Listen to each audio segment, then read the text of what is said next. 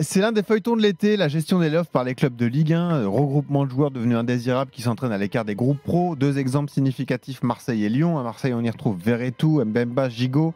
À Lyon, notamment Ryan Cherki. Le but, c'est de mettre la pression à des éléments qui arrivent en fin de contrat pour les forcer à trouver une porte de sortie. Alors ce soir, Rotten sans flamme ouvre le procès des lofts dans le foot. Le procureur, c'est Steve Savidan. Bonsoir, monsieur le procureur.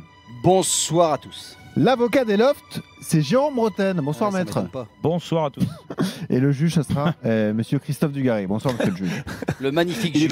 Il est dans quel loft, Jérôme? C'est le loft qu'on voit à la télé ou le loft Story? Parce que t'as le look avec les cheveux blancs comme ça, c'est Love Story, toi. C'est vrai qu'il a un look télé-réalité. Pourquoi tu ressembles à Stevie, je trouve. Du gars, pourquoi tu matches? Mais alors, déjà, on l'embrasse. Il nous écoute, très souvent. Voilà, on l'embrasse. Et franchement, il est certainement plus pertinent que vous deux réunis sur le foot. Ah ouais, en plus il a été pas faux. Et sur les il a été éduqué au Mont FC. Bon, la parole on embrasse Jean-Édouard aussi. à l'accusation, monsieur le procureur Savidan. Qu'est-ce que vous reprochez à cette nouvelle, cette gestion, parce que c'est pas si nouveau que ça les lofts dans les clubs de Ligue 1. Deux grands points, la perception vue pour les joueurs et puis l'argument en faveur des clubs, ou en tout cas ce qu'ils essayent de mettre en avant. Tout simplement les clubs, c'est une gestion financière, une réorganisation de leur effectif, donc ça se justifie dans cette position. Mais moi, c'est surtout au niveau des joueurs que je lance ce débat. C'est surtout l'humiliation pour les joueurs, de les mettre comme ça alors qu'ils ont un contrat de travail, ils sont mis de côté. C'est une humiliation sportive et morale, même voire sociale. C'est une forme de pression. C'est une forme de pression aussi parce que on essaye de leur faire comprendre qu'il faut qu'ils se bougent le cul à trouver un club. Et s'ils ne veulent pas, on se démerdera. Mais voilà, donc c'est un peu compliqué. Et puis c'est surtout l'impact négatif aussi. C'est forcément un impact négatif aussi sur le vestiaire. On l'a vu à Lyon avec deux cadres, deux joueurs formés à l'académie. Et je crois que dernièrement, là, on vient d'apprendre ces dernières minutes qu'ils veulent prolonger Cherki maintenant. Donc je trouve que...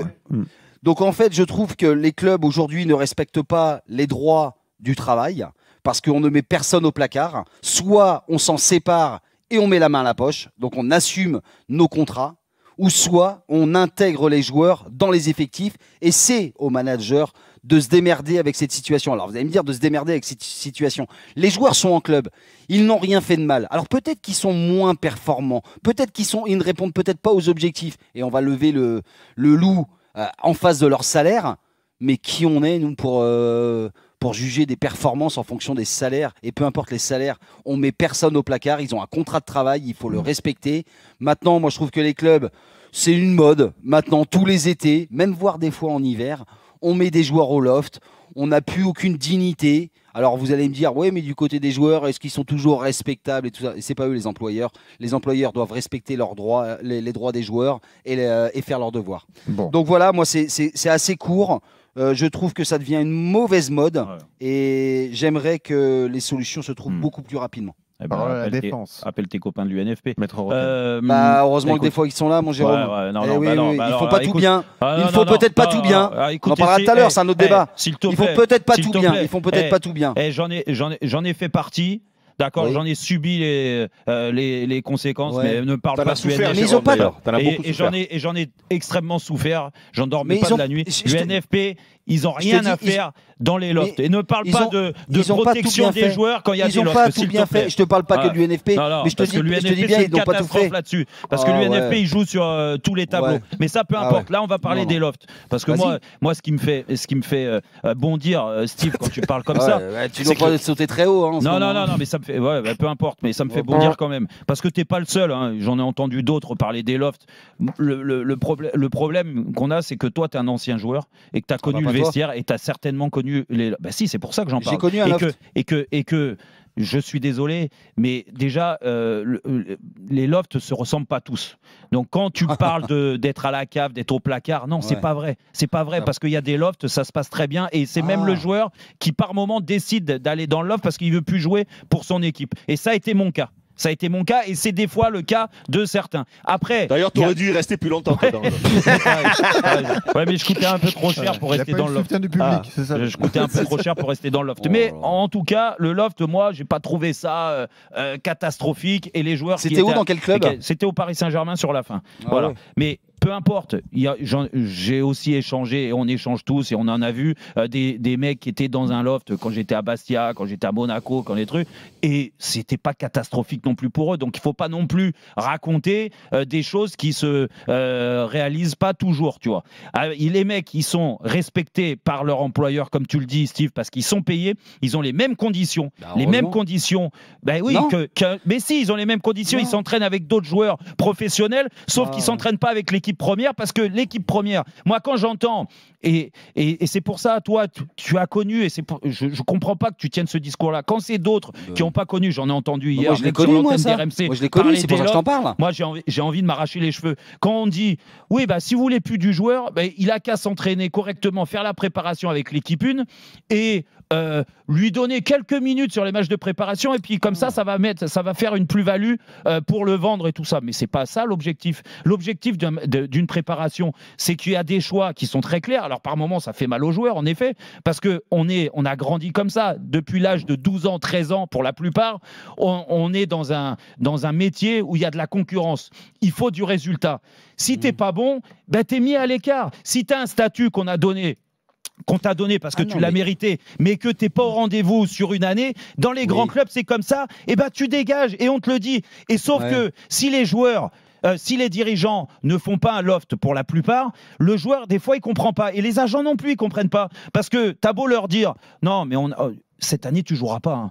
Donc, vaut mieux que tu partes. Mais si tu le laisses avec l'équipe 1, il va se dire, écoute, moi les conditions elles sont bien, je m'entraîne avec l'effectif professionnel, tout va bien, et ben moi je vais rester là, je vais prendre mon salaire. Alors que si tu lui fais comprendre qu'il s'entraîne à côté, et que non, mais s'il s'entraîne à côté, encore une fois j'insiste sur le fait que c'est pas dramatique, il s'entraîne avec les mêmes conditions, c'est-à-dire qu'il a un préparateur physique digne de ce nom, ils ont des entraîneurs diplômés, ils ont des joueurs professionnels ou des jeunes avec eux pour rester en bonne forme. Et si tu as une bonne conscience professionnelle, quand tu es un joueur qui est dans le loft, en général, tu retrouves une porte de sortie, tu retrouves un autre club, et normalement, tu es d'attaque dès le mois de septembre. Et c'est ce qui s'est passé pour moi et ce qui se passe pour d'autres. Mais arrêtez de me dire que ça y est, le vestiaire, il est fermé, qu'ils n'ont même pas de chaussures ou de ballon pour s'entraîner. Ça, c'est pas vrai. C'est l'heure du verdict du juge du gars. Et pour finir, ça fait 30 ans que ça dure, hein, le loft. Hein. Donc aujourd'hui, tout le monde se braque.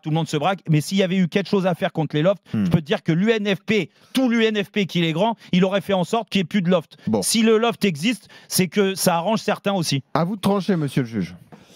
Je comprends ce que dit Steve, mais par contre je suis d'accord avec Jérôme. Voilà, je pense que le loft, malgré ça peut choquer, arrange tout le monde, c'est-à-dire dirigeants, entraîneurs, joueurs, syndicats, ça arrange tout le monde. C'est le meilleur compromis qui a été trouvé pour les uns et les autres pour essayer d'avoir un avenir cohérent, que ce soit les joueurs qui veulent rester, que ce soit les joueurs qui veulent partir, que ce soit les entraîneurs qui veulent plus de tel joueur ou les dirigeants qui ont besoin de faire rentrer de l'argent. Je trouve que c'est la meilleure solution qui a été trouvée pour l'instant. Après voilà, le loft a très très mal commencé il y a beaucoup d'années maintenant, où là par contre c'était n'importe quoi, où c'était le cirque. Voilà, le loft a quand même, grâce à l'UNFP aussi, il faut aussi le reconnaître, qui a amélioré la qualité des mecs qui étaient dans le loft, qui s'entraînent de bonne qualité, de meilleure qualité. Donc voilà, moi je pense que je suis assez d'accord avec Jérôme. Après, moi j'ai juste un petit truc à dire quand même. Les clubs, je trouve qu'il y a quand même des limites à respecter quand même. Notamment à Marseille, quand je vois des mecs qui sont dans le loft et qui sont poussés vers la sortie comme Gigot ou Mbamba, qui ont été quand même des mecs irréprochables toute la saison dernière, on a le droit de plus les vouloir dans un effectif puisqu'ils font plus partie du projet. Je trouve que quand même il y a un minimum quand même de respect et de fierté à avoir. Les mecs, ils ont tout donné. Voilà. Alors quand c'est un joueur qui a pas tout donné, qui s'est foutu un peu de la gueule du monde, qui a fait semblant, qui est blessé, par exemple, voilà, Kurzawa, que tu le files au loft, ça me choque absolument pas.